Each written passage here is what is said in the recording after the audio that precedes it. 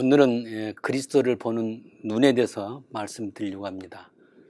본문은 요한복음 1장 14절 말씀.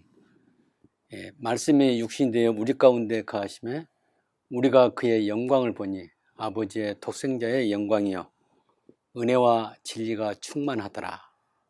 이 말씀은 사도 요한이 예수님을 보고 말씀한 겁니다. 역사적으로 예수 그리스도에 대해서 수많은 사람들이 예수님을 분석하고 연구하였습니다. 초대교회 시절부터 현재 이르기까지 예수님을 수수께끼같이 생각하면서 사람들이 예수님을 분석해서 자기 의견을 내놓았습니다. 시대마다 한 사람의 영향으로 신앙에 많은 영향을 주어왔습니다. 예수님은 사람 같기도 하고 하나님 같기도 하기 때문입니다. 우리가 살아서 1900년대 후반기에 어떤 사람들은 무신론에 빠져서 하나님은 없다 이렇게 말했습니다. 또는 신은 죽었다 이렇게 외치면서 자기가 최고의 지성이라고 내세우기도 했습니다. 이것이 바로 세상 나라의 모습입니다. 독일의 유명한 철학자 니체라는 사람이 있습니다. 이 사람은 독일의 사상가 쇼펜하우어의 책을 읽고서 자기 영혼을 악마에게 팔고 그 후로부터는 무신론을 선전하는 사람이 되었습니다. 그의 저서에서는 하나님은 죽었다 이렇게 말하므로 지난 세기의 많은 젊은이들에게 기독교 신앙에서 멀어지게 한 사람이었습니다. 사탄은 하나님을 대적하는 자입니다. 그러므로 사탄은 어떻게 하든지 사람들의 마음에서 하나님을 멀리하게 하거나 아예 하나님에 대한 개념까지도 지워버리기를 주도하고 있는 것입니다. 지난 세기 1900년대는 전 세계적으로 지식인들 사이에 기독교를 중심으로 무신론이 많이 이야기해져 왔습니다. 인간의 정신세계와 지식세계에서 하나님에 대해 의심을 품게 하였고 하나님에 대해서 회의를 갖게 되었고 심지어는 하나님에 대해서 희망을 가졌던 사람들마저도 큰 실망을 안게 주었던 것입니다. 그 결과로 허무주의 사상이 젊은 지식인들 사이에 유행병처럼 번져갔고 그로 인해서 자살한 사람이 많이 나타나게 되었습니다. 지난 20세기 후반에 대학가에 영향을 주었던 두 사람이 있는데 그중 하나는 1872년에 태어나 1970년에 세상을 떠난 영국의 버틀란트 러셀입니다. 그가 1927년에 왜 나는 크리스찬이 아닌가라는 책을 써서 1940년대 이후에 세계 젊은이들에게 기독교를 떠나게 하였고 또 한 분은 중국의 이모당인데 1895년에 태어나 1976년에 세상을 떠난 분으로서 나는 왜 크리스찬이 되었는가라는 책을 써서 많은 젊은이들에게 기독교를 알게 했습니다. 이 두 사람은 같은 시대에 20세기 후반에 지성을 대표하여 전 세계적으로 한때 영향을 끼쳤던 분들입니다. 이분들의 공통점은 대학 교수로서 사상을 주도했던 것입니다. 오늘날도 사람들이 예수님에 대해서 많은 의문을 갖고 있습니다. 예수님은 연구에서 알아지는 것이 아닙니다. 인간의 지식으로 아는 것이 아니며 또 수학적인 공식으로 또는 화학의 분자 구조를 연구하듯이 해서 알아지는 것이 아닙니다. 오직 하나님의 영이신 성령께서 알게 해 주셔야만 알게 되는 것입니다. 그런데 많은 사람들이 성령을 의지하지 않고 자기 지혜와 자기 경험과 자기 지식을 가지고 예수님을 알고자 노력합니다. 예수님을 하나님께서, 성령께서 알게 하지 않으시면 알 수 없으며 만날 수 없는 것입니다. 하나님의 공식은 영세전에 하나님께서 미리 정하신 자들에게 성령을 보내어 마음의 눈을 열어주시고 보게 하심으로 예수님을 알게 하시는 것입니다. 오늘 우리에게 중요한 것은 내가 지금 어디에 속해 있는가를 분별하는 것입니다. 만약 나 자신이 하나님 나라 백성이고 그리스도가 나의 주님이시고 예수님이 하나님이시고 항상 성령께서 내 안에 거주하신다고 믿는 사람이라면 예수님을 개인적으로 알게 됩니다. 항상 머릿속에 그 의식으로 살아가며 순간순간마다 성령을 의지한다면 성령은 각자에게 영적인 비밀을 알게 하시는 것입니다. 예수님께서는 저희가 보아도 보지 못하고 들어도 듣지 못하고 깨닫지 못함이라 이렇게 마태복음 13장 13절에 말씀하십니다. 이 말씀은 성령의 인도 없이 자기 스스로 알려고 하는 사람에게 하신 말씀입니다. 오늘날 대부분의 사람들이 그렇게 생각합니다. 세상에는 사탄이 지어낸 거짓말을 유명한 사상가나 교수를 통해서 심지어는 신학교 교수란 사람들을 통해서 퍼뜨리는 것입니다. 중요한 것은 그런 사람들이 어디에 속했느냐, 성령에게 속했냐 아니면 사탄에게 속했냐, 이것이 문제입니다. 사탄에게 속한 사람은 아무리 훌륭한 신학교 교수라 할지라도 사탄의 말을 하게 된 것입니다. 예수님을 하나님께서 알게 하지 않으시면 알 수 없습니다. 만날 수 없습니다. 하나님께서는 미리 정하신 자들에게 성령을 보내어 마음의 눈을 열어주시고 보게 하심으로 예수님을 알게 하십니다. 오늘 우리에게 중요한 것은 지금 저와 여러분이 어디에 속해 있는가입니다. 내 자신이 하나님 나라의 백성이고 그리스도가 나의 주인이시고 주님이시고 하나님이시라면 항상 성령에 붙들려 있는 것입니다. 성령에 충만하여 이 세상의 모든 사례를 분별하는 것입니다.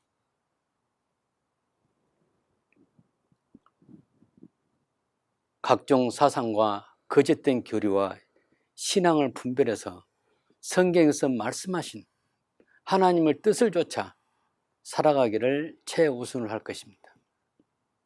지금 우리 주위에는 우리를 넘어뜨리기 위한 각종 소문으로 꽉 차 있습니다. 겉모양은 기독교인데 자세히 보면 그 내용이 기독교가 아닌 것을 알 수가 있습니다. 이런 것이 여러분 교회 안에 많이 들어 있습니다. 무조건 예수 이름을 사랑하고 예수 이름을 사용하고 사랑을 말하고 이웃사랑 혹은 기독교 이름으로 자선사업을 하는 가운데도 하나님 나라와 아무런 상관이 없는 것이 많이 있습니다. 겉으로는 기독교 냄새가 나고 기독교적이지만은 하나님 나라로부터 거리가 있는 활동이 많은 것입니다. 예를 들면 우리가 잘 아는 불우 이웃돕기가 있습니다. 이 불우 이웃돕기를 위해서 교회에서 바자회를 합니다. 주로 여전도의 주관으로 많이 합니다. 이웃을 돕는데 어느 교회 여전도에서 하기 때문에 그건 당연히 기독교적일 수 있습니다. 그런데 가만히 들여다보면 이 세상에서 사용하는 방법이 교회 안에 들어온 것입니다. 그 자체가 나쁘다는 것이 아닙니다. 목적과 그 하는 모든 과정이 하나님의 의해서 인도되지 않는다는 것입니다. 성령의 인도를 받지 못한 그런 경우가 들어 있습니다. 우리 예수님은 이와 같이 사람에게 보이기 위해서 하는 것을 외식이라고 말합니다. 말씀하십니다. 이웃을 돕는 것은 매우 좋은 일입니다. 교회 안에서 하니까 사람마다 의심할 여지가 없이 하나님이 기뻐하시고 또 이를 통해서 전도가 되고 참으로 신앙적이라고 말할 것입니다. 그렇지만 성령의 나타남이었고 인간의 지략이 작용하는 것입니다. 이럴 때는 아무리 목적이 선하고 칭찬을 받을 만하지만은 성령이 함께하지 않는다면 하나님 나라와는 상관이 없는 일입니다. 요즘 이와 같은 일이 교회마다 많이 행해지고 있습니다. 교회 안에 하나님 나라와는 상관이 없는 여러 가지 행사나 종교적인 의식이 많이 행해지고 있습니다. 아무리 큰 업적을 남긴다고 할지라도 하나님은 모르신다고 말씀하실 것입니다. 한마디로 말하면 하나님과도 또 하나님의 나라와도 관계가 없는 이 세상 제도가 교회 안에 파고들어와 영적인 환경을 파괴하는 것입니다. 혹시 여러분의 교회에서 정기적으로 하는 행사 가운데 그런 그 종류가 없습니까? 있지 않습니까? 이와 같은 일이 교회 안에서 신앙생활과 또 교회 안에 성도의 교제의 명목으로 행사를 하며 이 일에 참여하는 것이 신앙의 기준이 되지 않습니까? 이런 것들은 복음이 아니고 하나님 나라와는 아무런 상관이 없습니다. 기독교적이긴 하지만은 자세히 들여다보면 세상적인 마인드를 가지고 기획된 것이며 결국은 인본주의 신앙으로 가고 있는 것입니다. 오늘 우리는 두 사람의 요한을 생각해 보고자 합니다. 한 분은 사도 요한이고 한 분은 세례 요한입니다. 이 본문을 기록한 사도 요한과 또 사도 요한이 소개한 세례 요한입니다. 사도 요한은 말씀이 육신되어 우리 가운데 거하심에 우리가 그의 영광을 보니 아버지의 독생자의 영광이요 은혜와 진리가 충만하더라 라고 요한복음 1장 14절에 기록했습니다. 세례 요한은 또한 예수님을 향해서 보라 세상 죄를 지고 가는 하나님의 어린 양이로다. 그가 나보다 먼저 계셨습니다.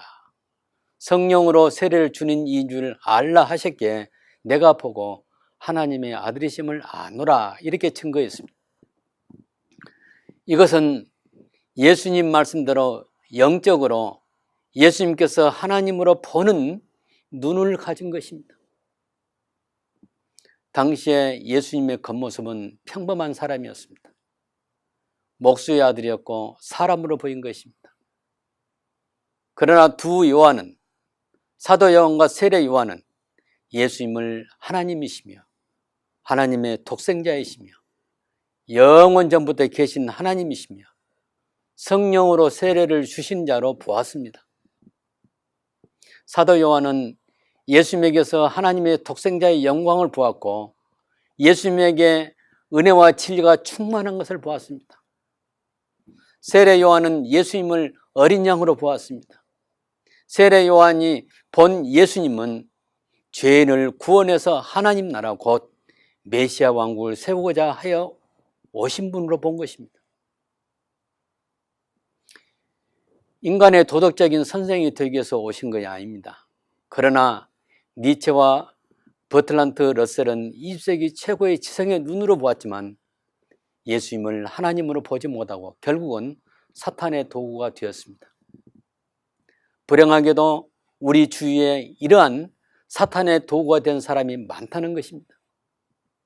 사탄이 구원을 가로막고 복음을 만나지 못하도록 하기 위해서 가장 큰 전략을 세우는데 그 전략은 목사님들을 소경으로 만드는 것입니다.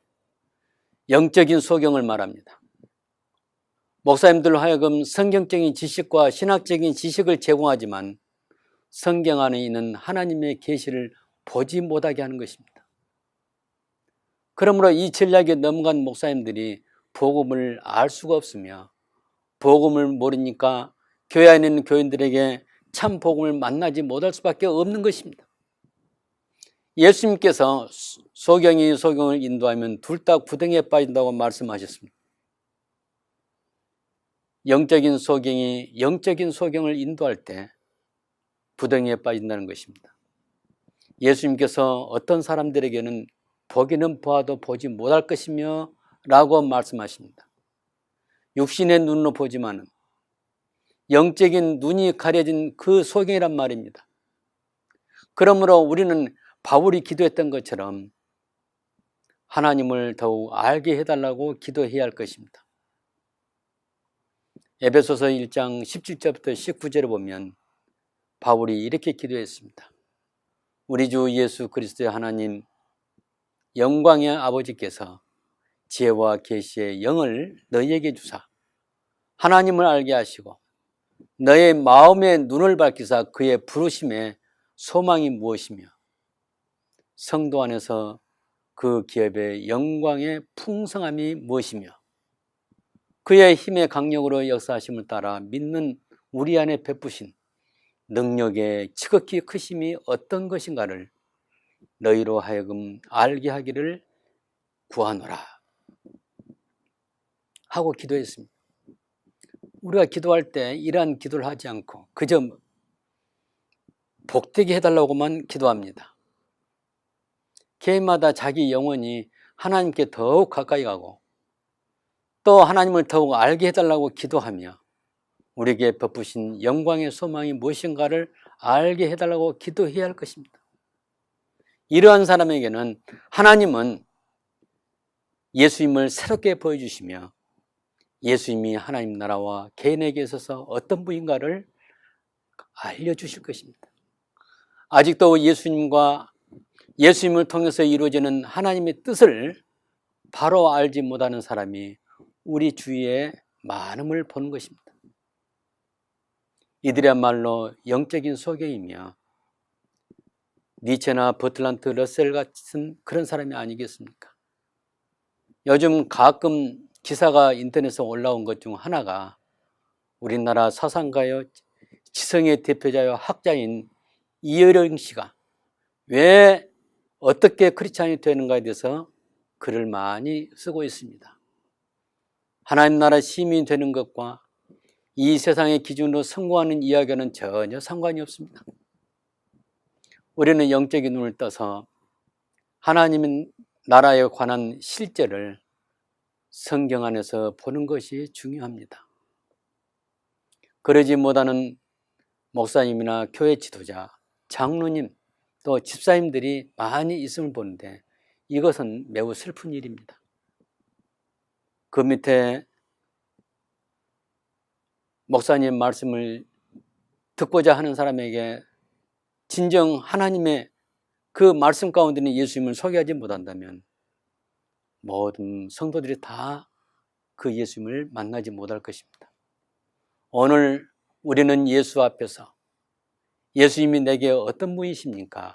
이 질문은 각자 신앙을 결정하는 중요한 기준이 되기 때문입니다.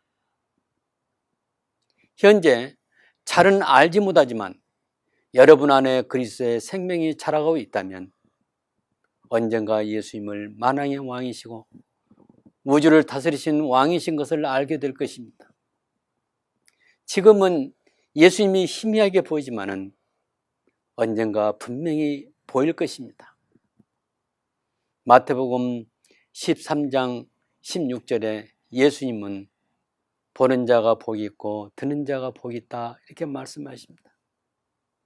또 마태복음 24장 30절에 예수님께서 그때의 땅의 모든 족속이 통곡하며 그들이 인자가 구름을 타고 능력과 큰 영광으로 오는 것을 보리라고 하셨는데 그때 어떤 사람은 통곡합니다.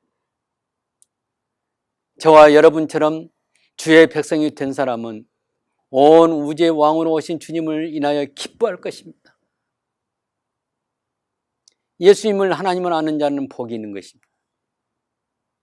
불행하게도 교회를 몇십 년 출석하면서도 열심히 교회 행사를 주관하고 유능한 재능을 가진 사람 가운데도 아직도 예수 그리스도가 누구신지를 알지 못한 사람이 있다는 것은 매우 불행한 일입니다. 혹이 그분은 내가 왜 예수님 모르냐, 예수님 잘한다 하지만은 인격적으로 만나지 못한 것입니다. 지식적으로는 잘 알지만은 인격적으로는 알지 못하고 주님과의 관계가 이루어지지 않는 사람입니다. 실제로 오늘 이 말씀을 듣는 여러분 가운데 이런 분이 안 계십니까? 천하보다 귀한 영적인 생명을 지옥에 떨어뜨리지 않고 영생의 나라에 가기 위해서 복음을 빨리 발견해야 할 것입니다. 하나님의 은혜의 복음을 발견해야만이 바른 믿음을 지켜나갈 수가 있고 구원받을 수가 있습니다. 그렇지 않으면 헛된 신앙, 구원과 관계없는 신앙, 종교적인 신앙이 될 것입니다. 사랑하는 성도 여러분, 만약 여러분이 이 문제에서 더욱 알기를 원하신다면 가주은혜 장로교로 연락을 주시길 바랍니다. 사탄은 기독교를 구원의 종교에서 필레오 사랑으로 종교로 변질시키므로 다른 종교와 구별하지 않고 동일하게 만들어가고 있습니다. 그러므로 사탄은 계속 예수 그리스도만이 유일한 길이 아니라고 우리 의식을 바꿔가고 있습니다. 교회는 세상 문화로 가득하게 되었습니다. 주일학교는 동화와 만화와 해리포터의 이야기로 가득 차고 어린이들에게 상상의 세계로 만들어가고 있습니다. 예수님을 떠나버렸습니다. 우리 생활은 스마트폰으로 점령을 당했습니다. 사람들은 성경보다 게임기를 사랑하고 컴퓨터에 매여 있어서 하나님으로부터 단절되고 있다는 것입니다. 실제로 컴퓨터가 없어서는 안 되는 그 생활 필수품인데 더러는 신앙생활에서 하나님과 교제를 방해하고 시간을 많이 빼앗아갑니다. 저도 공부하고 지식을 얻기 위해서 컴퓨터 앞에서 시간을 많이 보냅니다. 또 스포츠와 드라마가 우리 여가를 점령하고 있습니다. 이와 같은 것은 우리의 필수품과 같은 이 귀한 도구로 우리는 피할 수 없지만은 돌아보면 많은 시간을 잠식하고 있다는 것입니다. 다시 말하면 하나님과 동행하는 시간을 점점 뺏어가고 있는 것입니다. 예수님께서 여우도 굴이 있고 공중의 새도 거쳐가 있을 때 인자는 머리 들 곳이 없다 이렇게 말씀하십니다. 복 있는 사람은 의인의 회중 안에 있어서 악인의 꾀를 쫓지 아니하며 죄인의 길에 서지 아니하며 오만한 자의 위치에 있지 아니하고 오직 여호와의 율법을 묵상하는 것입니다. 사랑하는 성도 여러분, 오늘 제가 그리스도를 보는 눈이란 제목으로 말씀을 드렸습니다. 불행하게도 교회를 10수년 다니지만 영적으로 소경의 상태에 있어서 하나님을 인격적으로 만나지 못한 사람이 있는가 하면 복음을 깨달아서 하나님과 함께 동행하고 기쁘게 교제하는 사람이 있습니다. 바라건대 영적으로 소경에 놓인 분이 있다면 영적으로 거듭나서 새 생명으로 변화받은 상태인지를 점검하시길 바라며 복음을 깨달아 알 수 있게 해달라고 기도하시기를 바랍니다. 무조건 교회를 다닌다고 해서 구원을 받는 것이 아닙니다. 목사이고 그 직분을 받았고 그 직분이 마치 구원을 보장해 주는 것처럼 잘못된 신앙이 어쩌면 영적으로 깨어나지 못하게 만들 수 있다는 것입니다. 영적인 눈을 뜨고 복음을 발견하면 마치 밭에서 보화를 발견한 것 같아서 새로운 소망으로 기쁜 나날을 보내게 될 것입니다. 이 은혜가 여러분에게 있기를 바랍니다.